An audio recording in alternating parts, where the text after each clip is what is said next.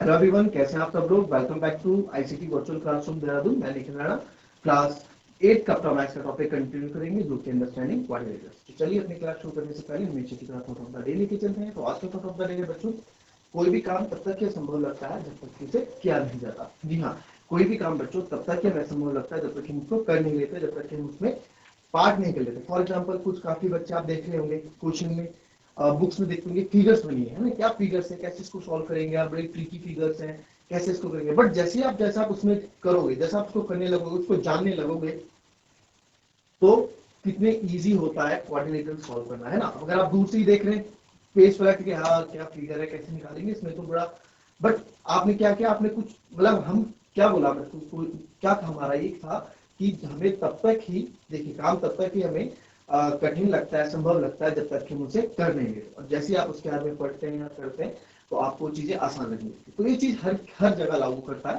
ठीक है। तो कोई कभी भी ये एटीट्यूड मत रखें अपने अंदर कि यार मुझसे ये चीज नहीं होगी, हम ये नहीं कर पाएंगे। अपने अंदर रखें yes I can do it, मेरे अंदर ये क्षमता है कि मैं इसको कर सकता हूँ, ठीक है। तो चलिए अपनी क्लास शुरू करेंगे। जैसे लास्ट क्लास में हमने क्वाड्रिलेटरल्स के काफी पार्ट हमने यहाँ कर लिए, तो ये क्वेश्चन जो आपको होमवर्क मैंने दिया भी था, तो ये क्वेश्चन कितने बच्चों ने क्या, फटाफट मुझे बताएं आंसर, फटाफट आंसर बताएं।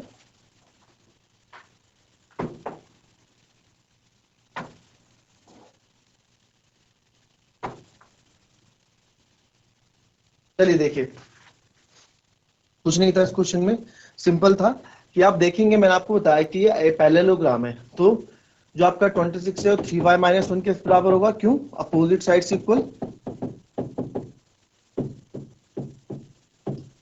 वैसे ही 3x आपका, तो यहाँ से 26 प्लस 1 हो जाएगा 3y, ये माइनस 1 इधर आया प्लस 1, तो 27 इक्वल्स टू 3y, 3 को आप डायरेक्ट करो तो 9, तो y इक्वल्स टू आपका आ गया 9, डिवाइड करोगे तो 3 9 27 आएगा, ठीक है। तो 3x बराबर 18, x बराबर 18/3, x बराबर आपका 6 आ जाएगा, ठीक है। तो x बराबर आपका 6 आ जाएगा, इसको आप कॉपी करें, ये हमारा कल का होमवर्क था। Now move to next question.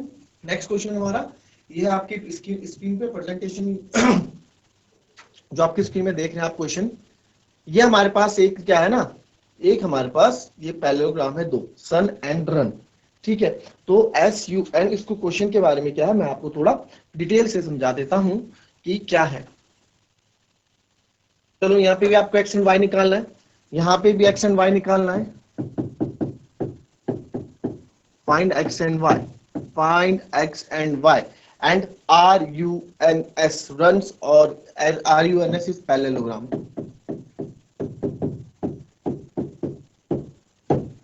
चलो फटाफट करो।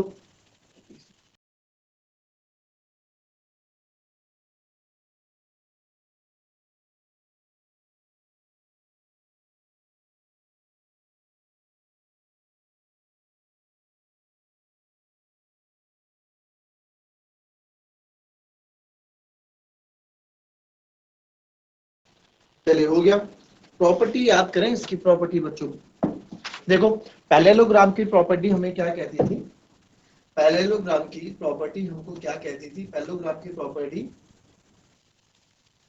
डायगोनल की बात आई तो डायगोनल बाइसेक्ट ईच अदर, जो डायगोनल है एक दूसरे को क्या करते हैं बच्चों, बाइसेक्ट करते हैं, यानी विकर्ण एक दूसरे को बाइसेक्ट करता है। बाइसेक्ट मतलब मैंने आपको बताया था, दो बराबर भागों में बांटता है डायगोनल एक दूसरे को, क्लियर। तो इसी को लेकर आते हैं क्वेश्चन में। तो आप यहां देख रहे हैं कि मैं इसको यह नाम ओ दे देते हैं, ठीक है। तो RN आप लिख सकते हो SU and RN are diagonals, ये डायगोनल्स हैं।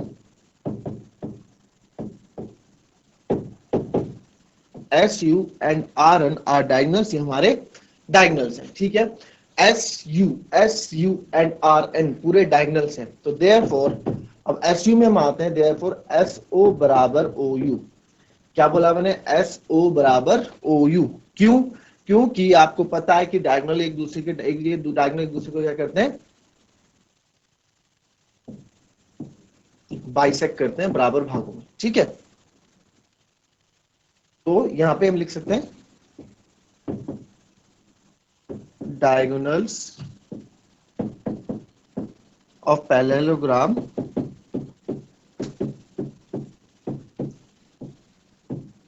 bisect each other। तो SO बराबर OU में SO कितना है 20 और OU कितना है y प्लस 7, तो यहां से आप y निकाल लोगे। ठीक है, तो y अगर आप यहां इसको रखोगे 20 प्लस 7 जाएगा माइनस है, तो y बराबर आएगा 20 में 7 के 13। ठीक है, तो y मेरा कितना आ गया 13 आ गया। सिमिलरली आप लिख सकते हो वैसे ही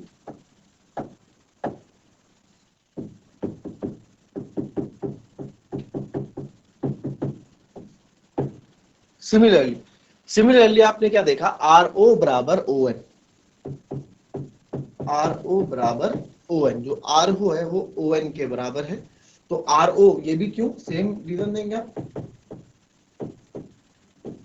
डायगोनल बाइसेक्ट ईच अदर।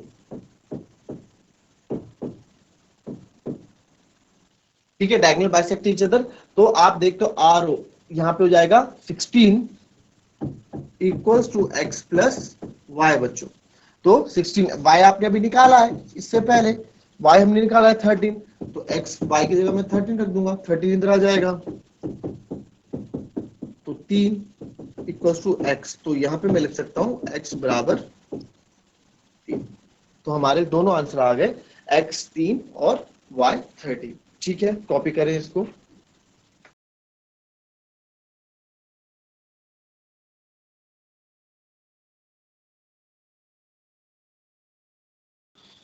चलिए नेक्स्ट क्वेश्चन में आते हैं।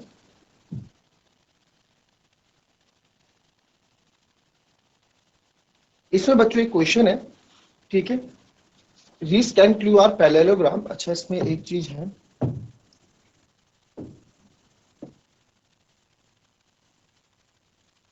कुछ भी नहीं, तो लिखेंगे रिस्क एंड क्लू आर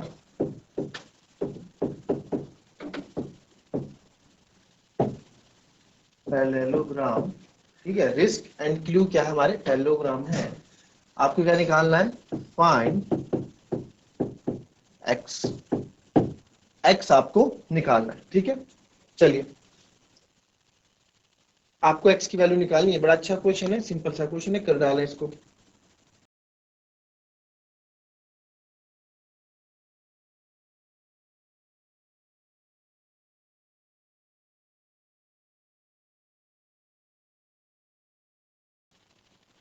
चलिए अब इस क्वेश्चन में देखिए, क्वेश्चन क्यों इतना खास है अपने आप में, अच्छा क्वेश्चन है। देखिए अब इसने बोला कि पहले हम ना देख लेते हैं कि है कहाँ ये parallelogram. Risk are I S के, देख लो पैरेललोग्राम है, इसको आप थोड़ा और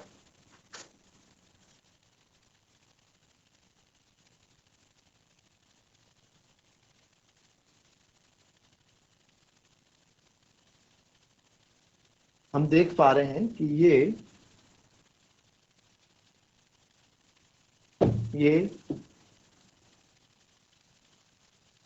ये ये और ये एक पैरेललोग्राम है बच्चों, आर आई एस के, रिस्क हो गया, ये एक पैरेललोग्राम हो गया। दूसरा आपको दूसरे से मैं थोड़ा फिगर आउट करवाता हूं।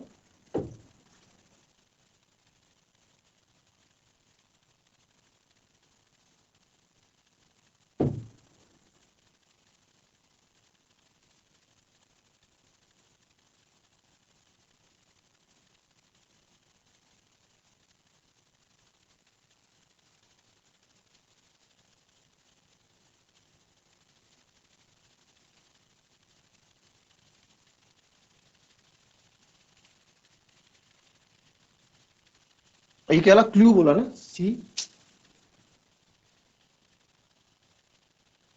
ठीक है, एक ये हो गया। अब टी एल, एल का ये एल हो गया, फिर यू, ये यू हो गया, फिर ई। ये इसलिए मैंने अलग अलग कर दिया ताकि आपको अच्छे से समझ में आ जाए कि दो पैरेललोग्राम अलग अलग, एक ये है इधर, एक ये है इधर। अब बोला x हमें निकालना है, फाइंड x। अब हमारी अप्रोच क्या रहनी चाहिए बच्चों, अप्रोच क्या रहनी चाहिए, देखो करने के लिए आप कैसे करेंगे वो हम सोचते हैं कि यार देखा जाए, है ना, आप देखोगे यहां पे, अब आप यहां देखोगे कि, अब आप यहां देखोगे बच्चों कि यार एक ट्रायंगल या एक्स ऐसे कैसे निकाल ले, हम एक्स कैसे निकालें, अगर आप ये वाला एंगल निकाल लें कहीं से, मैं ये वाला एंगल निकाल लूं, ठीक है, और ये वाला एंगल निकाल लूं, तो एक्स निकल जाएगा क्योंकि एक ट्रायंगल बन रहा है। आप देखिए ना, एक ट्रायंगल बन रहा है बिल्कुल सीधा।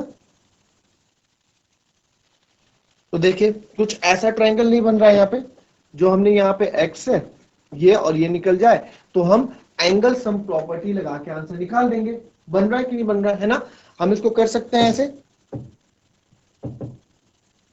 दिख रहा है ना आप लोगों को ट्रायंगल, ठीक है, ये ट्रायंगल हमारे पास है। तो इस ट्रायंगल को आप देखो ये यहाँ, तो मेरे को ये दो मिल जाएंगे, तो कोई बुरा नहीं है, मैं कर सकता हूं।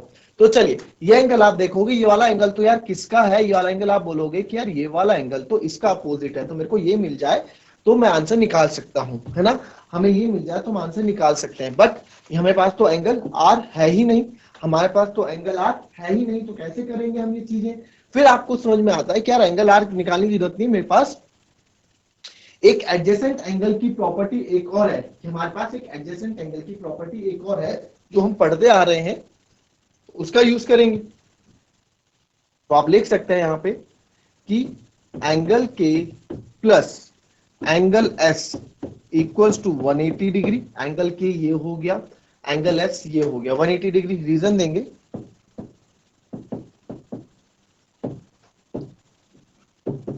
ये है एडजेसेंट एंगल ऑफ पैरेललोग्राम।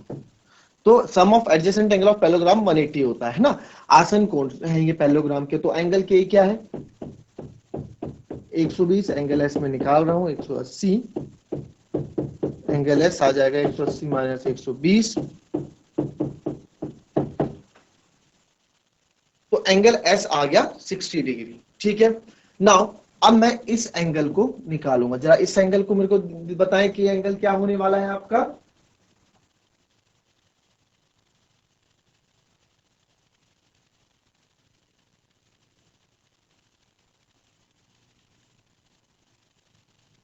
ठीक है, तो अब यहां पे एंगल, अगर मैं एल की बात करूं तो एंगल ई के बराबर है कि नहीं है, तो आप लिख सकते हैं, आप लिख सकते हैं यहां पे कि, अब नेक्स्ट यहां लिखेंगे हम एंगल एल बराबर एंगल ई,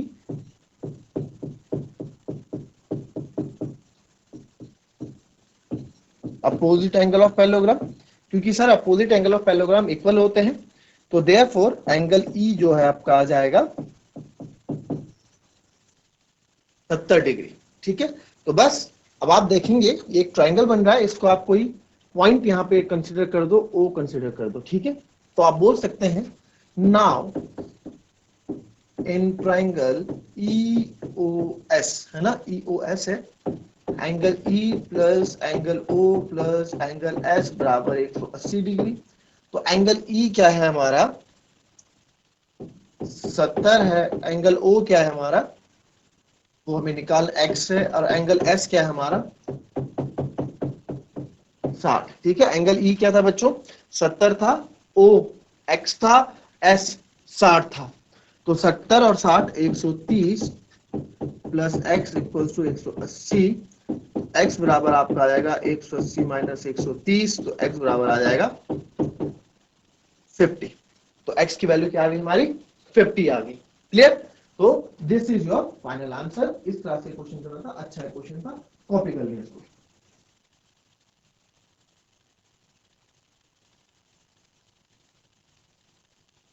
अब नेक्स्ट क्वेश्चन, एक और क्वेश्चन यहां पे है,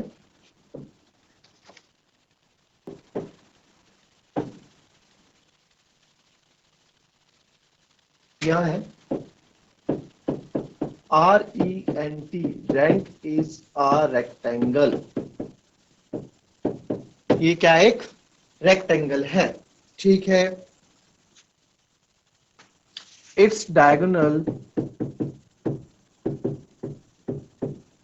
जो इसके डायगोनल है कहाँ मीट करते हैं, मीट एट ओ, ठीक है, ओ पे मीट करते हैं। फाइंड एक्स इफ, आपको एक्स फाइंड करना है अगर ओ आर बराबर है 2x plus 4 and O R हमारा 2x प्लस 4 हो जाएगा एंड ओ टी हमारा हो जाएगा 3x प्लस 1। तो बढ़िया क्वेश्चन ये देखो, यहाँ पे क्या बोला है, R E N T rent हमारा एक रेक्टेंगल है R E N T, it's diagonal meet at O, इसके जो डायगोनल है दोनों कहां पे मीट करते हैं, ओ पे मीट करते हैं। तो हमने ओ लिख दिया यहाँ पे कि भैया ये ओ पे मीट कर रहे हैं, ठीक है। ये हमारा 3x प्लस 1, ठीक है, ओ पे मीट कर रहे हैं। ओ आर जो है आपको 2x प्लस 4 दिया गया है और ये आपको इतना दिया गया है 3x प्लस 1। तो चलिए मेरे को यहाँ पे x की वैल्यू आप निकाल के बताएं, बड़ा अच्छा क्वेश्चन है, करें इसको जरा फटाफट।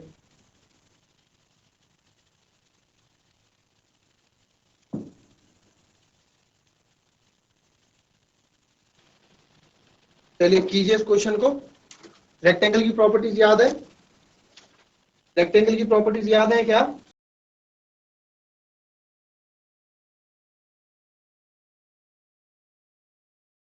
अब देखो रेक्टेंगल की प्रॉपर्टी क्या है ना, रेक्टेंगल बोलता क्या है, रेक्टेंगल में एक बार आ जाते हैं वापस।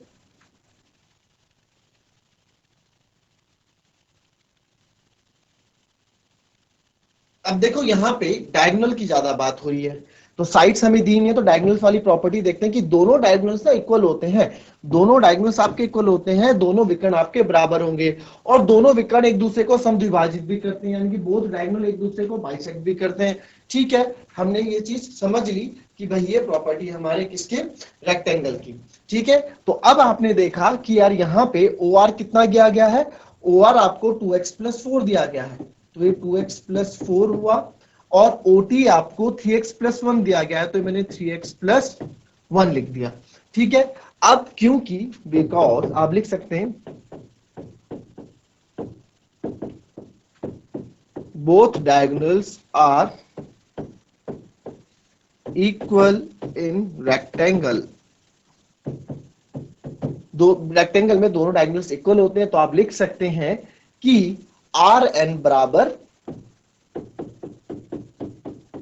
टीई, आर एन बराबर टीई होगा एंड आर एन बराबर टीवी है, ठीक है, एंड इसमें लिख सकते हैं और साथ ही साथ and they bisect each other, ये एक दूसरे को बाइसेक्ट भी करते हैं यानी बराबर भागते हैं।